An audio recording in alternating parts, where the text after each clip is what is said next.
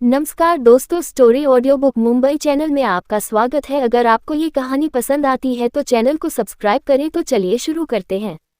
अब तक आप लोगों ने सुना कि दुश्मनों के जहाज पर वह लोग निगरानी रख रहे थे और वहां पर कुछ अजीब सा बॉक्स नजर आता है, जिसे देखकर हर्षवर्धन और अनाया दोनों चौंक जाते हैं।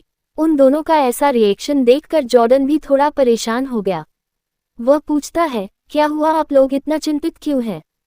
तो वह दोनों एक साथ बोले, न्यूक्लियर बम। ये सुनकर आसपास के लोग भी एक पल के लिए अपने सभी काम छोड़कर हर्षवर्धन और अनाया को देखने लगते हैं। तभी हर्षवर्धन अनाया की ओर देखकर बोला, जब तुम भी इसे पहचानती हो।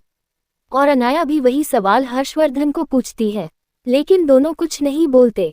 तभी जॉर्डन बोला, ऐसा कैसे हो सकता है? यहाँ पर इतना खतरनाक वेपन कैसे हो सकता है? ये नामुमकिन है। अनाया गहरी आवाज में बोली, मैं इसे पहचानने में गलती नहीं कर सकती। आखिरकार इसका रॉ मटेरियल मैंने ही बनाया था। ये सुनकर हर्षवर्धन गहरी आवाज में बोला, बीवी क्या कह रही हो? अनाया उसे शांत करते हुए बोली, अब भी शांत हो जाओ, मैं तुम्हें सब कुछ बताती हूँ। हर्षवर्धन भी उसकी बात गौर से सुन रहा था। तो अनाया गंभीर आवाज में बोली, कुछ साल पहले मुझे इंटरनेशनल संगठन ने कांटेक्ट किया था और न्यूक्लियर वेपन्स के कुछ पार्ट डिजाइन करने के बारे में कहा था, ताकि सेफ्टी को ज्यादा एश्योर किया जा सके। और ये दुनिया की भलाई के लिए था, क्योंकि कुछ न्यूक्लियर वेपन्स ब्लैक मार्केट में घूम रहे थे और इंटरनेशनल संगठन चाहता था कि मैं कुछ पार्ट ऐसे बनाऊं जिससे हम इस बॉम्ब को अच्छे से छुपा सके, और यहाँ तक कि इसमें कुछ मॉडिफिकेशन भी कर दूं ताकि यह किसी गलत हाथों में ना पड़े। मैंने उनकी रिक्वेस्ट मान ली और इस बॉम्ब के कुछ पार्ट मॉडिफाइड कर दिए। लेकिन मैंने जब उन पार्ट्स को संगठन को भेजा, तब कुछ महीनों के बाद मुझे न्यूज़ मिली कि संगठन के पास से वह बॉम्ब चोरी हो गया। पहले तो मुझे यकीन नहीं था, मुझे लगा इंटरनेशनल संगठन कुछ खुफिया काम कर रहा है, लेकिन आज मुझे इस बम को यहाँ देखने की उम्मीद नहीं थी। फिर वह गंभीर नज़र से हर्षवर्धन को देखते हुए बोली, तुम्हें इस बारे में कैसे पता? हर्षवर्धन उसे देखकर बोला, तुम जिस संगठन की बात कर रही हो, वहाँ पर मेरी भी एक खास पहचान है। वहां पर रखे जाने वाले हर हथियार मेरी नज़रों से जाते हैं, और इस बॉम्ब को मैंने वहीं पर देखा था। और दूसरा, ऐसे खतरनाक वेपन पर अंडरवर्ल्ड के लोगों की नज़र होती है, और मैं तो अंडरवर्ल्ड किंग हूँ, तो भला मेरी नज़रें इस चीज़ों को कैसे नहीं जानती? अनाया भी जानती थी कि यह इतना भी मुश्किल नहीं है। तभी हर्षवर्धन बोला, लेकिन अब सबसे बड़ी प्रॉब्लम ये है कि हम इसे निपटेंगे कैसे? और यह बॉम्ब यहाँ पर क्यों लाया गया है? सिर्फ मुझे मारने के लिए? ये कुछ ज्यादा ही अजीब है।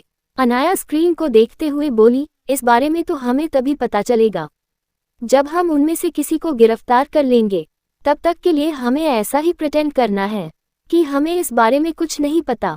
जॉर्डन बोल पड़ा, लेकिन सबसे बड़ी परेशानी अभी भी वही है।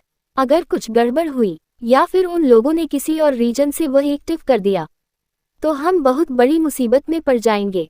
ये सुनकर अनाया गहरी सांस लेकर बोली, तुम चिंता मत करो, बॉम्ब के बारे में हमें देख लूंगी, तुम लोग बाकी लड़ाई पर ध्यान दो। इतना बोलकर वह आगे बढ़ गई। हर्षवर्धन उसका एक हाथ पकड़ते हुए बोला, बीवी जरा रुको, तुम करने क्या वाली हो? अनाया गहरी सांस लेकर बोली, तुम चिंता मत करो, मैं ऐसा कुछ नहीं करूंगी जिससे मुझे नुकसान हो, लेकिन मुझे अभी पूरी तरह फोकस रहने की जरूरत है। इसका मतलब है मैं लड़ाई पर ध्यान नहीं दे पाऊंगी, तो आगे की लड़ाई की जिम्मेदारी तुम्हारी है। खास ध्यान रखना कि इस जहाज पर कोई हमला ना हो और मुझे कोई डिस्टर्ब ना करें। फिर वह जॉर्डन की ओर देखकर ऑर्डर देती है, अभी से हर किसी को हर्षवर्धन का ऑर्डर मानना है, ये बात सभी को बता देना। फिर वह गंभीर आवाज में बोली, जोड़ या घटाओ, हर्ष अभी तुम्हें यहाँ की किसी भी टेक्नोलॉजी के बारे में ज्यादा इन्फॉर्मेशन नहीं है, तो जॉर्डन तुम्हें असिस्ट करेगा। हमारे पास अभी इतना है कि तुम आराम से उन लोगों से निपट सकते हो, लेकिन खास ध्यान रखना जिस जहाज पर भी वो बॉम्ब है, वह पर बाहर से हमला मत करना, हम कोई रिस्क नहीं ले सकते। हर्षवर्धन भी बात की गंभीरता को समझ गया।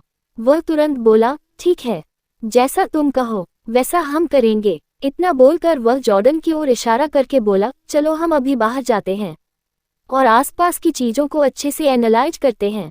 तब तक तुम मुझे हमारे पास कितने लोग हैं और हम किस तरह से वार कर सकते हैं, उन सब की इन्फॉर्मेशन दे देना। अनाया भी तुरंत सामने स्क्रीन पर बैठ गई और उसने जहाज के किसी बंद कमरे को अनलॉक किया और उसमें पड़े हुए कई सारे इलेक्ट्रॉनिक रोबोट को बाहर निकाला। यह मॉडिफाइड रोबोट थे जिसे खुद अनाया ने डिज़ाइन किया था। ये बहुत ज़्यादा एक्सपेंसिव थे और यह टेक्नोलॉजी बहुत ज़्यादा एडवांस थी। अनाया ने कभी दुनिया के सामने इसे नहीं लाया था।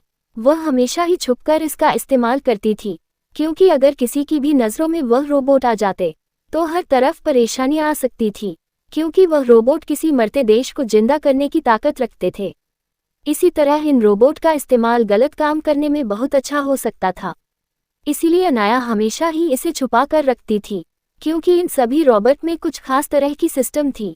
ऐसा कह सकते हैं कि उनकी अपनी बुद्धि थी। हालांकि वह किसी इंसान के मुकाबले नहीं आते थे, लेकिन जो भी डेटा उसमें फिट किया जाता था वह उस चीज़ में महारत हासिल कर सकते थे। जैसे कि अगर किसी रोबोट में टेक्नोलॉजी में हानिकारक हथियार बनाने की सारी नॉलेज डाल दी जाए तो वह दुनिया की सबसे खतरनाक वेपन बनाने में महारत हासिल कर सकते थे। यहाँ तक कि वह कभी थकते भी नहीं है, वह 24 घंटे काम कर सकते थे। इसी तरह अगर उन्हें किसी खुफिया जासूसी के लिए भेजा जाए तो वह उन्हें भी महारत हासिल कर सकते थे। ऐसी कई सारी चीज़ थी जिसमें ये रोबोट बहुत ज़्यादा महान थे, और यही वजह थी कि इन्हें इतनी गुप्त तरह से छुपा कर रखा गया था। अनाया तुरंत उन सभी रोबोट को एक्टिवेट करके उस जहाज पर भेज देती है जहां पर न्यूक्लियर बम को रखा गया था। अनाया का प्लान था कि वह सभी रोबोट की मदद से पहले उस जहाज की सिक्योरिटी तोड़ेगी, उसके बाद वहां पर रखे हथियारों को डिस्ट्रॉय करेगी और फिर वह न्यूक्लियर वेपन्स को अपने कब्जे में लगी। न्यूक्लियर वेपन्स के आसपास भी बहुत ज़्यादा सिक्योरिटी थी। उसे हाईटेक इंफ्रारेड किरणों से प्रोटेक्ट किया गया था। कोई भी चीज़ अगर उसके नज़दीक जाती तो वहां लगी घातक किरणें उस चीज़ को 2 हिस्से में काट देती। इतनी टाइट सिक्योरिटी को अनाया को इतनी दूर रहकर डिस्ट्रॉय करनी थी, इसलिए उसे अपना पूरा फोकस चाहिए था। वह तुरंत कंप्यूटर पर बैठ गई। उसने इस काम के लिए प्राइवेट कमरे को इस्तेमाल किया जो उसी जहाज में पहले ही उसके लिए तैयार था, ताकि कोई भी उसे डिस्टर्ब ना करे। दूसरी ओर हर्षवर्धन बाहर जाते हुए जहाज के सबसे आगे के हिस्से पर खड़ा था। उसके आसपास कई सारे गार्ड्स खड़े थे जिन्होंने काफ़ी हाईटेक सूट पहना था। उनकी सेफ्टी को लेकर उस पर कई सारे फीचर्स थे। हर्षवर्धन गौर से सामने दूर दुश्मनों के जहाज को देखते हुए जॉर्डन से बोला, मुझे बताओ हमारे पास अभी कितनी लड़ाई टुकड़ी है। जॉर्डन गंभीर आवाज में बोला, मिस्टर रावत, अभी हमारे पास तकरीबन 25 जहाज है जिन पर हाईटेक वेपन है जो नज़दीकी रेंज से लेकर दूर की रेंज तक काम कर सकते हैं। हमारे पास तकरीबन 3000 लोग हैं जो दुश्मन से तकरीबन दुगने हैं। यहाँ तक कि हमारे पास एक रोबोट की फौज भी है जो उन पर हमला कर सकती है। हमारे पास तकरीबन 20 हेलीकॉप्टर चौपर है, वह भी दुश्मन से दुगने हैं। हमें बस एक अच्छी रणनीति की जरूरत है। वही इतने सारे जहाज और वेपन्स को सुनकर तो हर्षवर्धन चौंक गया। वह गंभीर आवाज में बोला, अगर हमारे पास इतनी ज्यादा ताकत है तो तुम लोग चिंतित क्यों थे? जॉर्डन गंभीर आवाज में बोला, वह इसलिए क्योंकि हमारे मास्टर का मानना है कि एक दुश्मन भले ही जिंदा रह जाए लेकिन हमें कुछ नहीं होना चाहिए। अगर हम जिंदा हैं तो हम वापस लड़ सकते हैं। इसीलिए हमारी टीम में आज तक बहुत कम ऐसे लोग हैं जो किसी मिशन पर गए हो और मर गए हो। ज़्यादा से ज़्यादा कोई बहुत ज़्यादा घायल हो जाते हैं और हम उनका इलाज कर देते हैं। आज भी हमारे लिए वही रूल लागू होता है, दुश्मन को बर्बाद कर दो और खुद को सुरक्षित रखो। हर्षवर्धन को अनाया की यह सोच बहुत ज़्यादा पसंद आई। हालांकि वो अंडरवर्ल्ड से जुड़ा हुआ था, इस वजह से उन लोगों की सोच अलग थी। उनका मानना था दुश्मन को हर हाल में मार दो, चाहे फिर उनके लिए तुम खुद क्यों ना मिट जाओ। वैसे तो अनाया की सोच भी वैसे ही थी, लेकिन अपनी पुनर्जन्म के बाद वो जिंदा रहने की वैल्यू को बहुत अच्छे से समझ चुकी थी, इसीलिए उसकी सोच भी बदल गई थी। और अब मौत नहीं बदला और जिंदा रहना उसकी प्रायोरिटी बन गई। क्या अनाया की सोच हर्षवर्धन की जिंदगी में लाएगी कोई बदलाव? और क्या होगा इस जंग का नतीजा? और क्या इस जंग के बाद रावत इंडस्ट्री में सब कुछ सही हो जाएगा? अगर आपको अगला एपिसोड चाहिए तो लाइक करें, कमेंट करें और चैनल को सब्सक्राइब करें।